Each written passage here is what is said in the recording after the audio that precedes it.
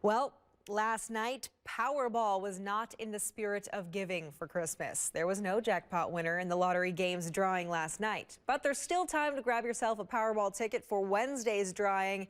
The jackpot prize now growing to an estimated $685 million. The odds are winning, though, are 1 in more than 292 million.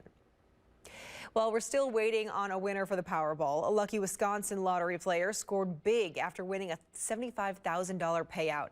The Wisconsin Lottery announced a winning Badger 5 jackpot ticket was sold at a Kwik Trip in Cottage Grove.